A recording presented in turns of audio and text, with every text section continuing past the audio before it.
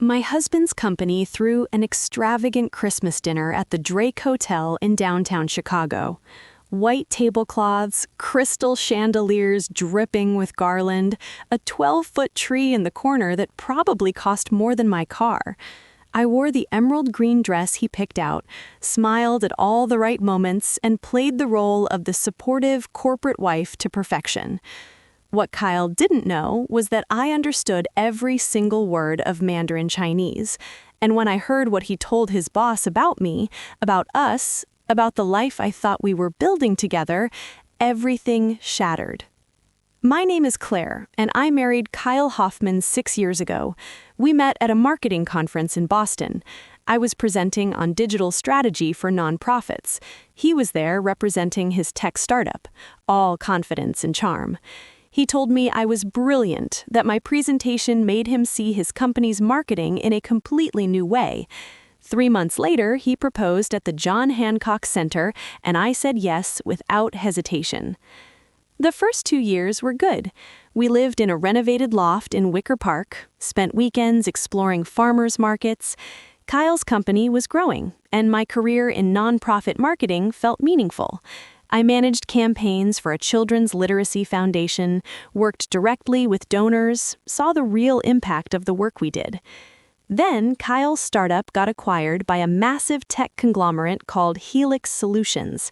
Suddenly, he was director of innovation strategy, with a corner office and a salary that made my nonprofit wages look like pocket change.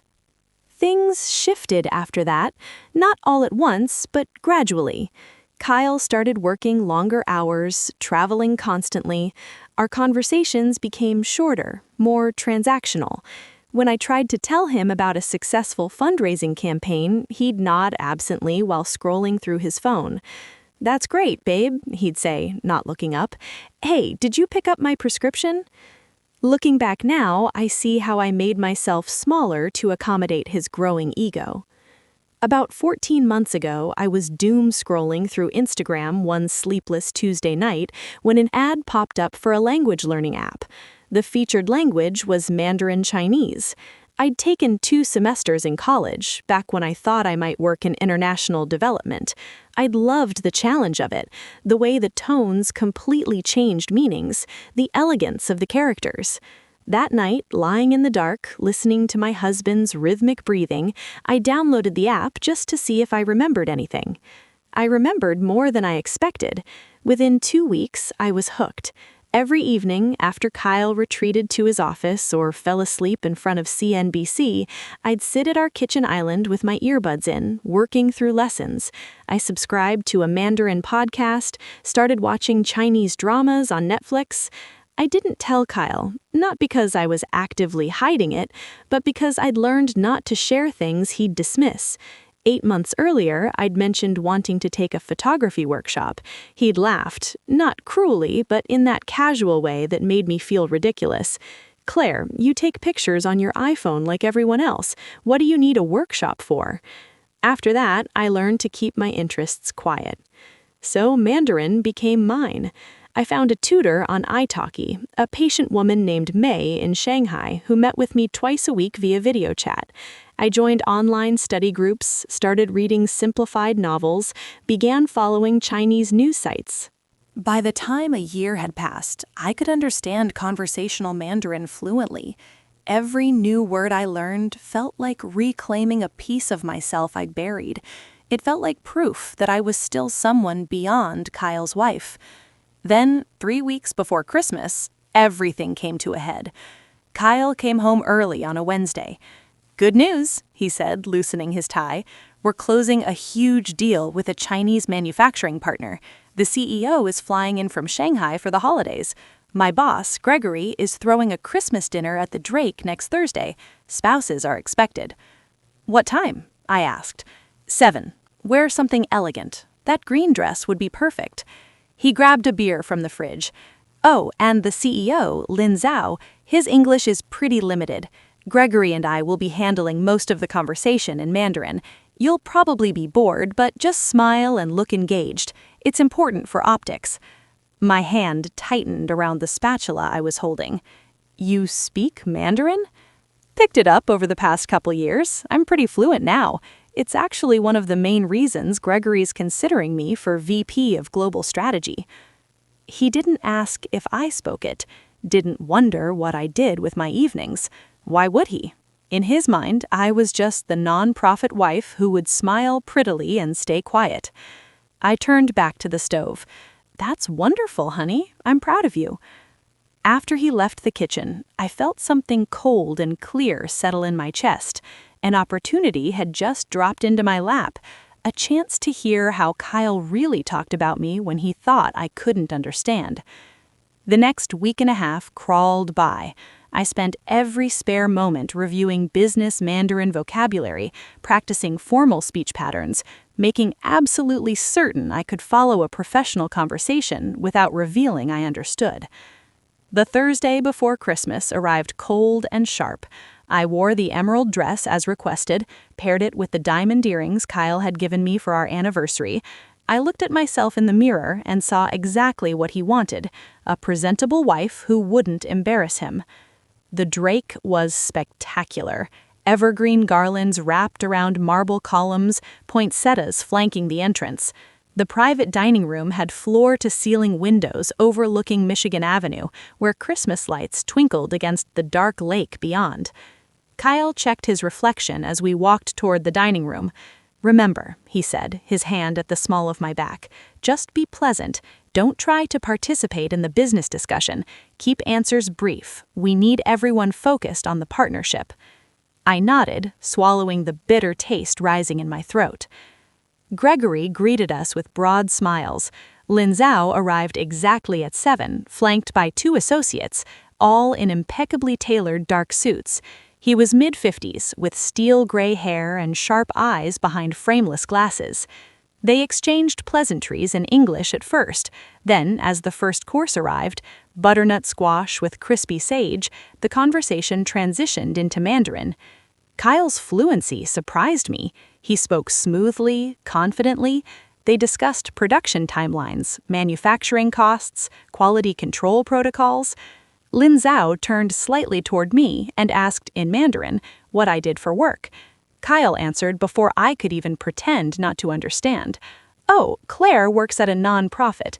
It's a small literacy foundation, nothing serious, really, more of a hobby to keep her busy. She mainly manages our household. It works well for our situation." A hobby. 15 years building marketing campaigns, creating real change for children who couldn't read, reduced to a hobby.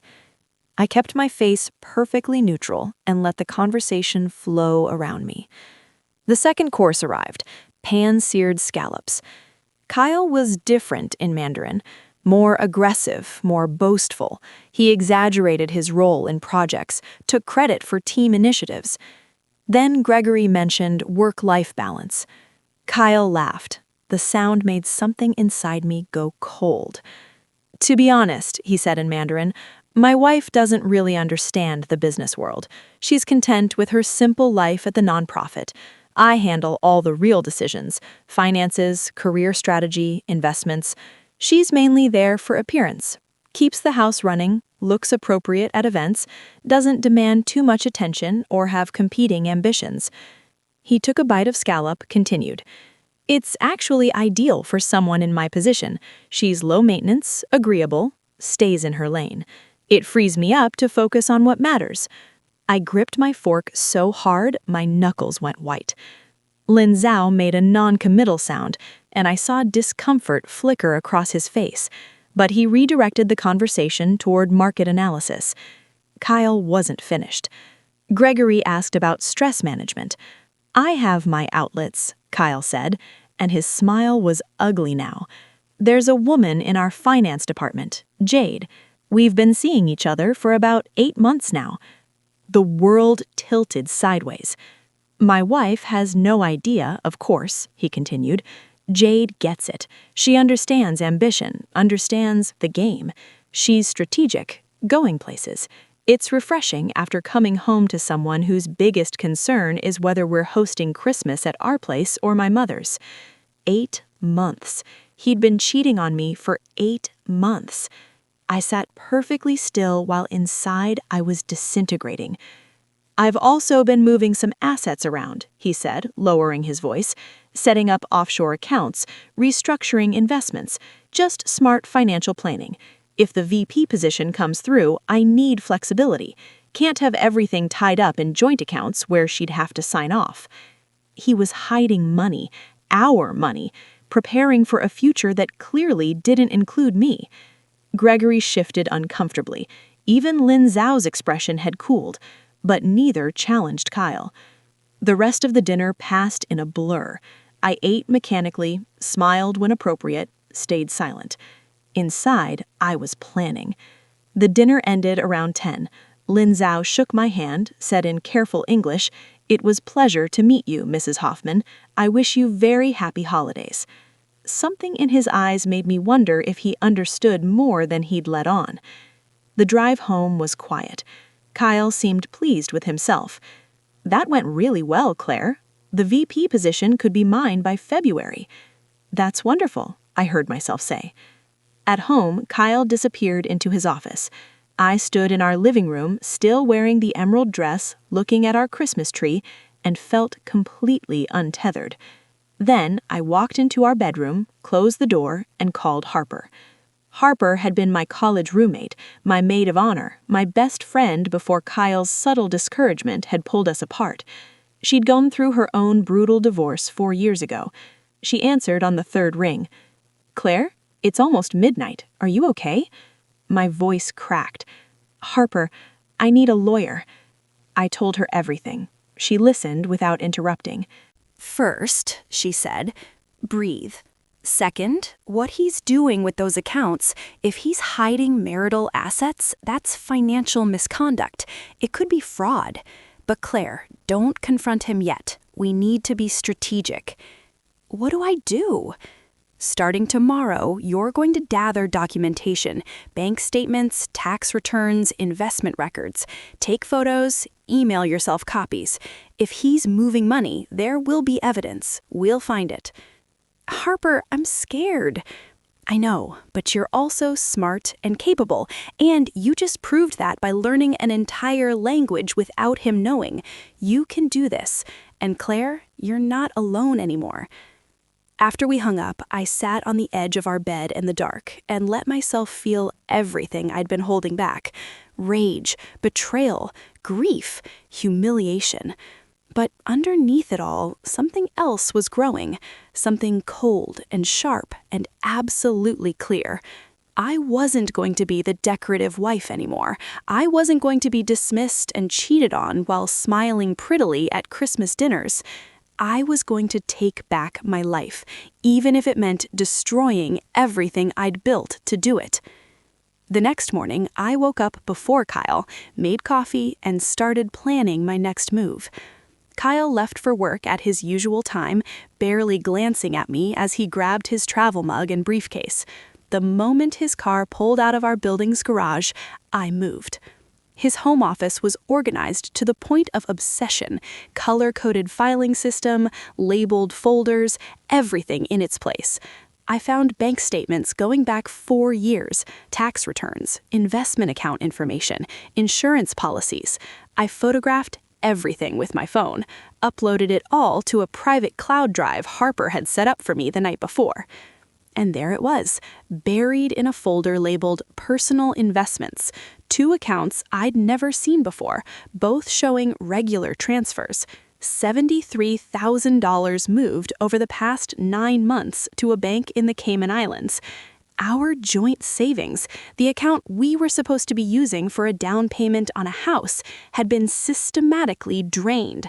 Money I'd contributed to, money from my nonprofit salary that I'd carefully saved, gone. My hands shook as I took the photos, but I kept going. Harper told me to be thorough, so I was thorough. I found emails, too, printed and filed away. Correspondence about investment properties I didn't know existed, all titled solely in Kyle's name. LLC formation documents for a consulting company I'd never heard him mention. Everything structured to exclude me, to give him total control. Then I found the emails to Jade. He'd been careless, printing exchanges that referenced financial figures and meeting dates. But the content was worse than I'd imagined. Romantic, explicit, making plans for a future that clearly had me edited out of the picture. Once I've handled the Claire situation, one email from November read, "We can stop sneaking around. The VP position comes with relocation options, a fresh start in Austin or Seattle, your choice." The Claire situation, that's what I'd become. An obstacle to be handled, a problem to be solved, a wife to be discarded once she'd served her decorative purpose. I photographed everything, my anger growing colder and sharper with each click of my phone camera. That afternoon, I met Harper at her firm's Chicago office. She'd flown in that morning, rearranged her entire schedule to help me. We sat in a glass-walled conference room overlooking the Chicago River, and I watched her face darken as she reviewed the documentation on her laptop. "Claire," she said finally, looking up at me with something like fury in her eyes. "This is worse than I thought. He's not just preparing to leave you, he's been systematically stripping marital assets for months. These offshore accounts, the way he's structured these LLCs, this is deliberate financial abuse." "Can we prove it?" "With what you've gathered? Absolutely. But we need more. I want to know exactly how much he's moved and where it all is. Can you access his computer?" "He keeps it password protected." "Does he write passwords down anywhere?" "Most people do, even when they think they're being careful." I thought about Kyle's office, his meticulous organization. Maybe. Let me look. That evening, while Kyle worked late at what he claimed was a strategy session, but was probably dinner with Jade, I went back into his office.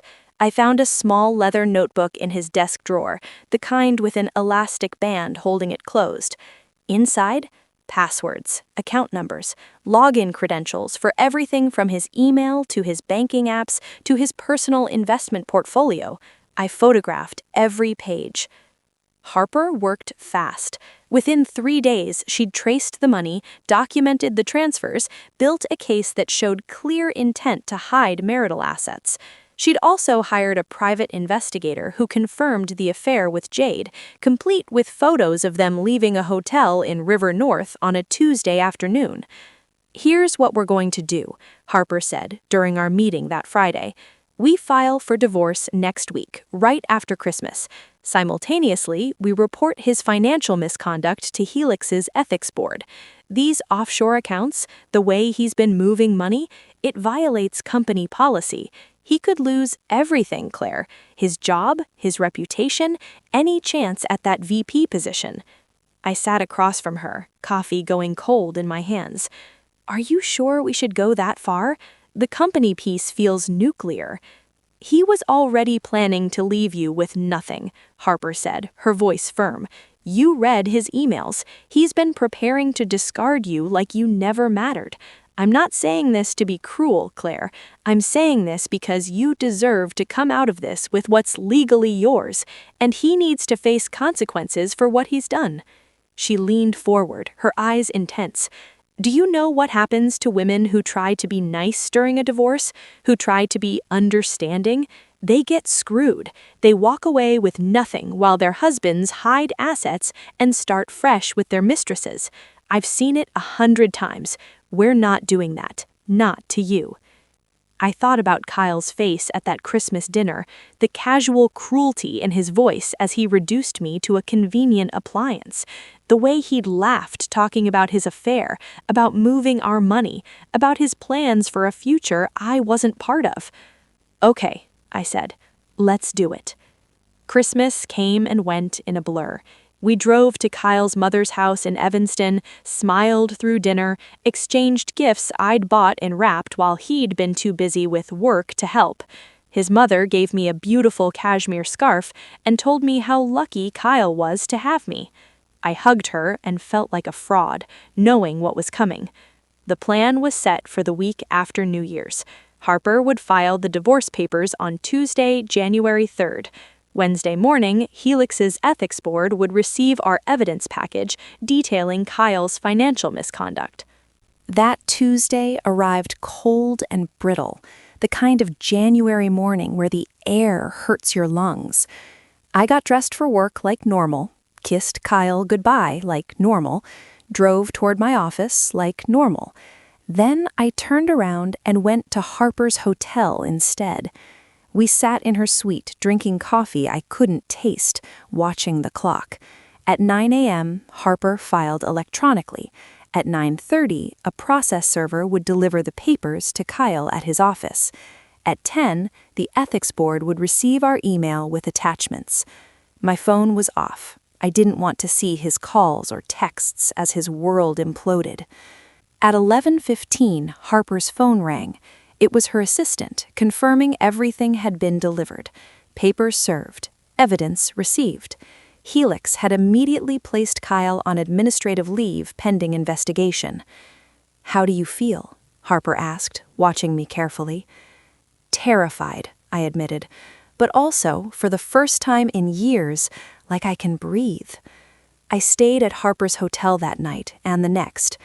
She helped me draft an email to my own employer requesting FMLA leave for personal reasons. We ordered room service, drank wine, and I let myself feel everything I'd been holding back. Kyle called 63 times in those first 2 days, left voicemails that progressed from confused to angry to desperate to manipulative. Harper listened to all of them, documenting everything for the case. I couldn't bring myself to hear his voice. On Thursday afternoon, I went back to the loft to collect my belongings. Harper came with me, along with a police officer who waited in the hallway, just as a precaution. Kyle was there. He looked awful, unshaven, wearing sweatpants and a wrinkled t-shirt, eyes bloodshot. The apartment smelled stale, like he hadn't opened a window in days. "Claire," his voice cracked on my name. "Please, we need to talk." I held up my hand, stopping him where he stood. "There's nothing to talk about. Just let me explain. I can explain everything." "Explain what, exactly? That you've been cheating on me with Jade for 8 months? That you've been hiding $73,000 in offshore accounts? That you told your boss and a business partner that I was essentially a household appliance who looks good at events?" His face went sheet white. You don't speak Mandarin." "I've been fluent for over a year.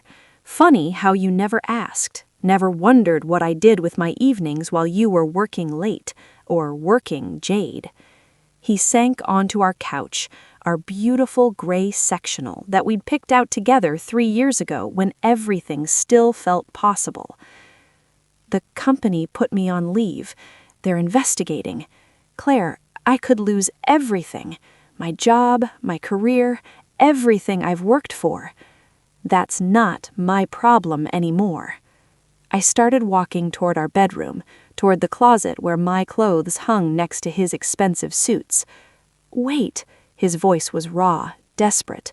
"We can fix this. Couples therapy. I'll end things with Jade. We can work through this. Please, Claire. 6 years.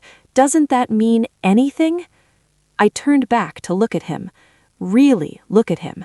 This man I'd loved, who I'd built a life with, who I'd made myself smaller for again and again.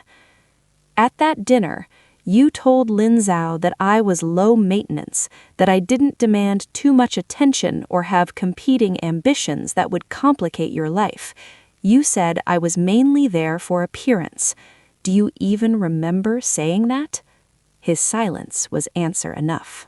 "You don't want to fix our marriage, Kyle. You want to fix your career, your reputation, your financial situation. You're not sorry you hurt me. You're sorry you got caught. You're sorry I understand Mandarin.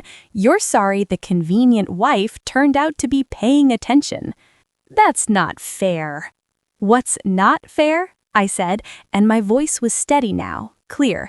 is spending 6 years making myself smaller so you could feel bigger. What's not fair is working at a job you called a hobby while you drained our savings account. What's not fair is being cheated on and lied to and dismissed and then being asked to forgive it all because you're facing consequences. I walked into our bedroom and started packing. He didn't follow me, didn't try to stop me again, just sat on that couch staring at nothing while I dismantled my life in our shared space. I filled 4 suitcases with clothes, books, the few things that mattered. My college diploma, photos of my family, the journal I'd kept when I first started learning Mandarin. When I walked back through the living room, rolling my suitcases behind me, Kyle looked up one last time. "I never meant to hurt you," he said. "Yes, you did. You just didn't think I'd notice." The divorce took 7 months to finalize. Illinois law required a 6-month waiting period from filing, and we spent those months negotiating the settlement. Harper was relentless. She fought for every dollar Kyle had tried to hide, every asset he'd tried to protect. Helix's investigation found sufficient evidence of ethical violations.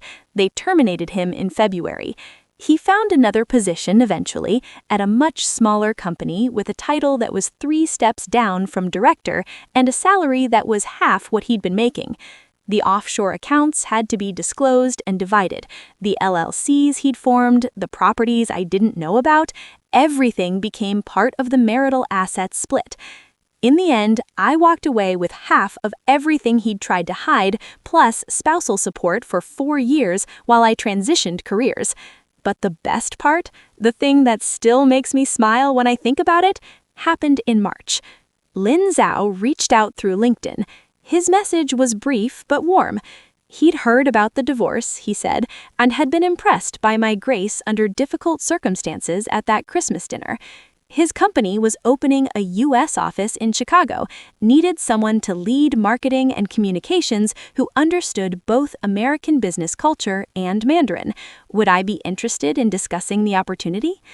I met with him and his team at a coffee shop in the Loop on a Tuesday morning. This time, I spoke Mandarin from the first moment. His eyes lit up with something that looked like respect mixed with amusement. "I knew," he said in Mandarin, switching to that language naturally. "At the dinner, the way you held yourself when he spoke about you, I saw understanding in your eyes, just for a moment. I thought perhaps I was wrong, but I hoped I wasn't." "Why?" "Because anyone who could sit through that conversation with such composure, such control, is someone worth knowing, someone worth hiring." They offered me the position 2 days later, Director of Marketing and Communications. Salary nearly triple what I'd been making at the Literacy Foundation.